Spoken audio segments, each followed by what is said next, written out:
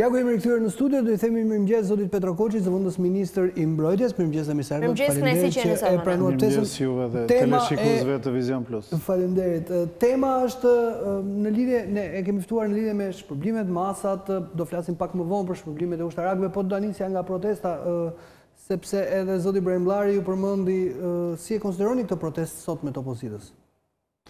Opozita gjithmonë ka qenë do të thoja, një armike e reformës në drejtësi dhe besoj se e gjithë përpjekja e sotme apo e gjithë po themi taktika e kësaj kohe ka lidhje me dëshirën e saj për pushtet dhe për të rrëzuar palën tjetër nga pushteti. U shkel kushtetuta thotë? Nuk mendoj se ka lidhje me çështje parimore kushtetuese apo politike. Pra është më shumë një taktik për të treguar se opozita është një energji e fortë që ekziston, që vepron dhe dihet po themi dashuria që ka politika shqiptare kështu me veprimin fizik. Domethënë i pëlqen fjala bllokim, mundësisht të bllokojë në një derë, në një institucion. Pra sipas nuk ka lidhje me kaos, nuk është vetëm PD-ja, por kryesisht është PD-ja në këtë profil politik. Mos harrojmë që është partia e 14 shtatorit, është e 21 janarit, pra është partia e përdorimit të armëve. Po sa bile që para pak kohësh në një protestë që ishte gjoja kundër një bunkeri aty, që ishte një bunker artistik, u doq Tirana. Kështu që unë mendoj se është një rishfaqje e kësaj fryme, e këtij profili politik që ka. Po bashkëngjitja e Lëvizjes Socialiste për integrim kësaj PD-je? E cila ka insistuar shumë në fakt për reformën në drejtësi në momentin që do miratojmë. Shiko, unë besoj se ne të gjithë e mbajmë mend që kanë qenë në një farë mënyrë në valë të ndryshme PS dhe LSI gjatë kohës që ishin në pushtet së bashku edhe lidhur me reformën drejtësi. Dhe unë duhet të pranoj këtë gjë që pavarësisht se Partia Socialiste ka qenë, po themi, partia e cila s'ka patur asnjë rezervë lidhur me reformën në drejtësi. Pa ndërkombëtarët, kjo reformë nuk do të ishte bërë kurrë. Domethënë, unë e mirë kuptoj çdo politikan, çdo formacion politik që ka luftuar me pastërti për një reformë në drejtësinë ose në sistemin e drejtësisë në Republikën e Shqipërisë, por ne duhet ta pranojmë në frymë autokritike, në një frymë vlerësimi realist, se pa Shtetet Bashkuara të Amerikës dhe pa Bashkimin Evropian, kjo reformë nuk do të ishte bërë kurrë, pra po të qepër politikanë shqiptar, kjo gjë nuk do të ishte realizuar. Dhe e gjithë përmbajtja e kësaj reforme, ju e dini dhe teknikisht është prodhuar pak a shumë nga misionet e specializuara për drejtësinë që kanë të dyja këto, po themi, të dy këta aleatë të mëdhenj gjeostrategjik për Republikën e Shqipërisë. Po, akuza e opozitës është e rëndë, përpiqet të zgjidhet një prokuror politik i cili do të mbyll dosjet e bujshme të përfaqësuesve të rëndësishëm politik. Nuk mund të jetë një prokuror politik, sepse nëse zgjidhet me votat e mazhorancës?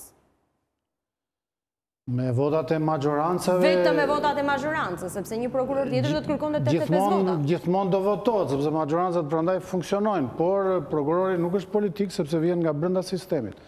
Dhe po që se ne flasim për sistemin aktual, nga ku vinë edhe kandidaturat, mund të themi që ky është një sistem i cili ka dëshmuar se ka qenë në aleancë të plot ose në koalicion do të thoja me Partinë Demokratike. Dhe një nga arsyet që Partia Demokratike edhe proteston edhe gjithmonë ka qenë kundër reformës është fakti që ajo është një parti që i ka detyrime sistemit aktual të drejtësisë. Për mos thënë që vetë zoti Basha, zoti Berisha i kanë detyrime personale, detyrime private. Dhe fundit janë, si thuash, të detyruar në thonjza që t'i shlyejnë ato borxhet që ja kanë këtij sistemi.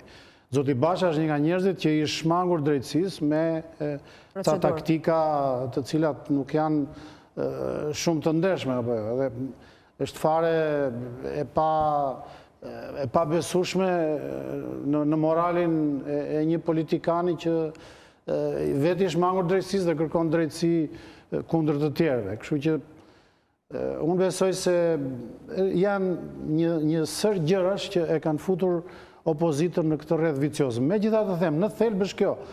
Është një shkak në thonjza për të demonstruar që ajo ekziston, që ka forcë, që do të bllokojë, që do të sulmojë institucione. Ky është profili i Partisë Demokratike.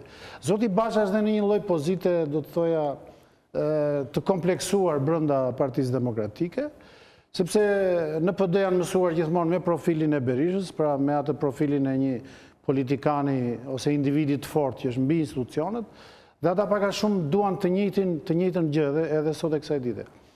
Zoti Basha, pavarësisht se mundohet ta kopjojë zotin Berisha, nuk mund të jetë origjinali. Kështu që në këtë kompleks kam përshtypjen është edhe kjo përpjekja për të ringjallur një personalitet të fortë që po themi e dominon Partinë Demokratike dhe me pretendimin që pastaj të dominoj politikën shqiptare. Dhe do shohim duke shpresuar që çdo gjë të shkojë mirë gjatë protestës sotme, po të flasim për shpërblimet e ushtarakëve në këtë fundvit, çfarë përmase kanë, në çfarë mase janë këto shpërblime të akorduara nga qeveria? Shiko, buxheti i qeverisë për mbrojtjen ju e dini që pak para ca kohësh patë një rritje të vlerësueshme që kishte lidhje me blerjen e një sistemi të vëzhgimit të integruar të hapësirës ajrore. Sepse gjithmonë është bërë zhurma për sistemin e integruar të vëzhgimit të hapësirës detare. Në fakt, Republika e Shqipërisë këtë lloj sistemi ka të mangët dhe me të vërtet është një investim shumë i rëndësishëm për mbrojtjen dhe për sigurinë e Republikës së Shqipërisë blerja e këtij sistemi. Kështu që, me thënë drejtën, ne duke qenë, po themi, avokatët në Ministrinë e Mbrojtjes, duke qenë avokatët kryesor të ushtarakëve, gjithmonë kemi kërkuar që të bëhet një gjë e rëndësishme lidhur me trajtimin e ushtarakëve. Dhe në fakt, ne duhet jemi mirënjohës, pavarësisht jemi pjesë e vetë qeverisë, por në fundit aty votohet, është kryeministri ai që është kryesori në marrjen e iniciativave të tilla, po është edhe Ministria e Financave, një faktor shumë i rëndësishëm. Na erdhi shumë mirë që u arrit që pasi u tejkalua ajo faza e parë e përmbytjeve, pra emergjencë civile lidhur me përmbytjet, qeveria mendoi me shumë të drejtë me propozimin e Ministrit të Mbrojtjes, zonjës Xhaçka, që t'i shpërblej ushtarakët, ata të vijës parë, po dhe të gjithë që u angazhuan gjatë periudhës së përmbytjeve. Kush përfiton? Këtu janë rreth 56 milion lek, po themi të reja, mirë që të flasim gjithmonë me të reja. Janë rreth 300 ushtarakë që marrin, si thosh, nga 50.000 lek të reja, që është 500.000 me gjuhën, po themi, popullore, ose me lek të vjetra. Janë rreth 1.500 të tjerë, të cilët kanë qenë pjesë e gjithë aksionit për të përballuar emergjencën, por nuk kanë qenë në frontin e parë, po themi. Kanë qenë në struktura mbështetëse etj, të cilë marrin nga 20.000 lek të reja, rreth 200.000 lek, dhe pastaj është pjesa tjetër që në gjithë atë periudhë ka qenë në gatishmëri të plot, janë rreth 1.000 ushtarak të tillë, të cilë marrin nga 10.000 lek të reja. Në total janë 3.000 vetë kam përshtypjen ja. Në total janë rreth 3.000 ushtarak, pak më pak se 3.000 të tillë. Pra përzgjedhja është e qartë se kush përfiton sepse kanë qenë në detyra të caktuara në momentet e përmbytjes. Unë më shumë, domethënë, dua ta vlerësoj jo thjesht si një, po them, si një shpërblim për një kategori të caktuar ushtarak, sepse në fakt ata meritojnë të gjithë të shpërblehen, sepse nuk ka qenë vetëm kriza e përmbytjeve. Ju e dini, gjatë verës ka patur një krizë zjarresh e cila ka qenë e pakrahasueshme me vitin e parë. Domethënë, numri operacioneve të forcave të armatosura për të përballuar emergjencën e zjarreve ka qenë mbi 10 fish, krahasuar me vitet e mëparshme. Pra kaq shumë raste zjarresh ka patur dhe kaq shumë operacione është dashur që në përgjigje të organizojnë forcat e armatosura.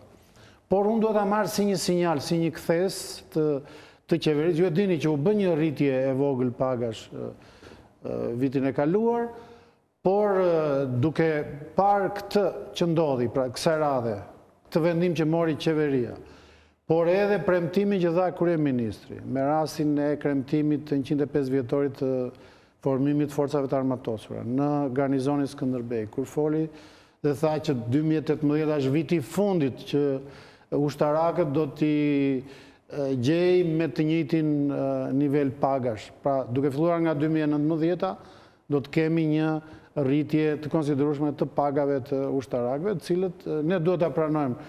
krahasuar me, po them, me segmente tjera të administratës së shtetit që mund të krahasohen, siç është policia, janë vërtet... Duhet një trajtim edhe më i... Pa diskutim.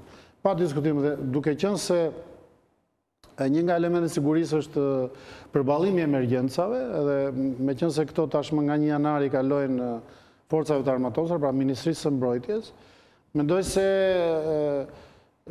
detyrimi i shtetit, i shoqërisë për ushtarakët do të vinë në është më efektive emergjenca tashmë jo civile, po ushtarake në një farë mënyrë, sepse kemi edhe prefektët i shtarakët. Jo, emergjencat janë civile, po janë ushtarakët të përballojnë. Me që i keni në varësi të kalojnë, do t'i bashkëngjiten Ministrisë Mbrojtjes, pra nga ajo e brendshme do kalojnë mbrojtja, bëhet më efektive në fakt edhe mënyra e lëvizshmërisë dhe shpërndarjen terren. Shko, në përgjithësi, duke parë pak a shumë misionin që kanë forcat e armatosura, jo se kanë një kontradikt, po përgjithësi nuk do të preferoj nga ushtarakët që merrin përsipër një përgjegjësi të tillë.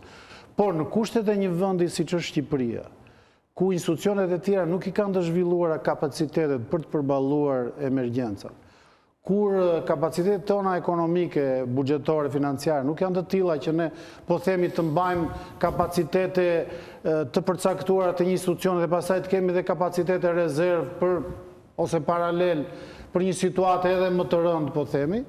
Atëherë kjo është zgjidhja më e mirë. Ne fusim ushtrimin në një farë mënyrë. Diskutime për këtë gjë janë bërë her pas here, duke përfshirë edhe ndërhyrjen e partnerëve tanë. Unë të paktën që në fillimet e detyrës së zëvendësministit kur është diskutuar për këtë gjë, kam menduar edhe gjithmonë e kam propozuar që emergjencat të kalonin tek Ministria e Mbrojtjes, sepse mendoj do t'jetë koordinimi më i shpejt, ndërhyrja do t'jetë më realiste, sepse duke qenë veç e veç, shpesher nga ka ndodhur që ne do të duhet të përdorim kapacitetet jo në mënyrë më të mirë të duhur, ose jo në rendimentin e duhur. Dhe mund t'ja u them këtë me një rast, para 2 vjetësh, kishte një emergjencë në Divjak, kërkoj me insistim nga emergjencat civile që të ndrynim me helikopter, po imagjinoni, një ngritje helikopteri është shumë e kushtueshme.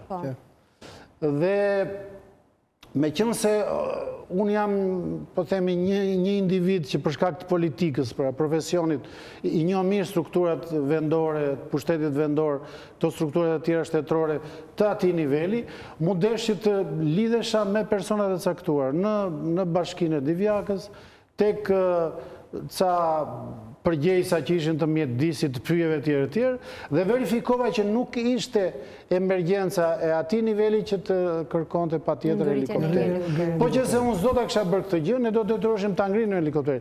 Jo se ai s'do të bënte një lloj pune, kuptimi kështu. Jo se s'do të kishte një justifikim. Por, në fakt, nuk do t'ishte gjëja më e mençur, edhe nga pikpamja financiare, apo dhe fundit dhe rrezikimit të mjetit, apo dhe reduktim dhe kosto. Të forcave që veprojnë në këtë raste në helikopter, cilët dihet që janë mjete që kanë rrezikshmërinë e vetë. Ju e përmendët rritjen e premtuar të pagave të ushtrisë në tërësi, po e zgjidh kjo edhe këtë. Kemi një eksod të erpasershëm, edhe rasti i komandove tona në Angli e tregoj që niveli ynë, pavarësisht se jemi antar të NATO-s, niveli ynë i pagesës është lë për dëshiruar. Është i ulët, ky vend jemi këto nivele. E zgjidh kjo në një farë mënyre, e stimulon më shumë. Tani e bën dhe më tërheqëse ndoshta ushtrinë për të rinjt. Sigurisht që niveli pagave është një nga, po themi, nxitësit e rasteve kur ushtarak niveleve të caktuara kërkojnë të largohen nga struktura. Por, gjithsesi, ne duhet në parim të theksojmë që paraja nuk e zëvendëson moralin. Ushtaraku që bën betimin, ose çdo kusht tjetër që bën një betim, që nënshkruan një kontratë me shtetin, duhet të ketë angazhimin për ta respektuar atë deri në fund. Sepse, po të marrësh, po themi, dhe nivelet e pagave të politikanëve, të drejtuesve, të qeveritarëve tjerë. Po t'i krahasosh me vendet e tjera, mund duken shumë qesharake. Domethënë, edhe me Kosovën po t'i krahasosh, pagat tona, po themi të administratës lashtetërore, janë shumë të ulta. Po kjo s'do të thotë që në momentin që ti ke pranuar dhe ke qenë i gatshëm për t'i hyrë kësaj detyre, qoftë ministrë, zvëndës ministra, çfarë të duash, ti duhet që ore çast, çdo sekond të punosh për këtë gjë. Ose do vish në një moment të thuash që unë s'jam i gatshëm edhe ta lësh këtë gjë.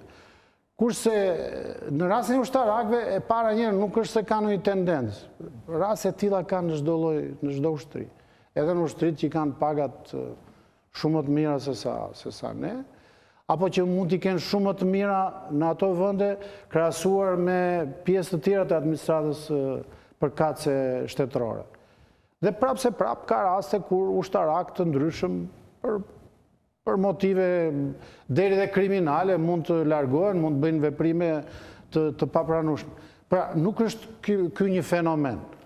Vërtet rasti kur janë 4 vetë, është një rast që bën lajm, bën një buj, por nuk është kjo që dominon moralin e forcave të armatosura. Dhe unë dua të them këtë gjë, që nëse ka një strukturë e cila ka shumë më të zhvilluar ndërgjegjën shtetërore dhe kombëtare, janë pikërisht ushtarakët, njerëzit në uniformë. Dhe besueshmëria e publikut është të rinj dhe të reja në uniformë që ka Republika e Shqipërisë. Dhe për këtë vërtet duhet të jemi mirënjohës.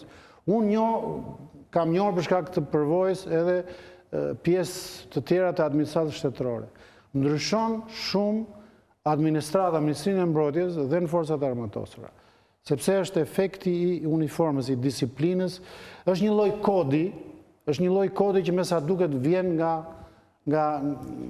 vitet tëra, nga historia, nga angazhimi, nga i kultivimi i shpirtit kombëtar, i shpirtit sakrificës që kanë njerëzit në uniformë. Dhe kjo është një gjë që duhet vlerësuar. Dhe është vërtet shumë e drejtë ajo që kryeministri ka marrë angazhimin tashmë që në 2019 të bëhet një rritje konsiderueshme e pagave. Do të thotë ishte shumë kënaqësi që ishte të mëngjes me ne. Ne të falenderojmë, ishte Petro Bozi, Ministri i Mbrojtjes, folëm për shpërblimet që pritet të marrin në fund vit një pjesë e konsiderueshme e forcave tona të armatosura. Pak reklam dhe kthehemi të flasim për administratën shtetërore. Do të jemi këtu me Albana Koçiun, drejtoreshën e DAP-it, për testimet që ka nisur për këtë administratë. Vëmë pas pak.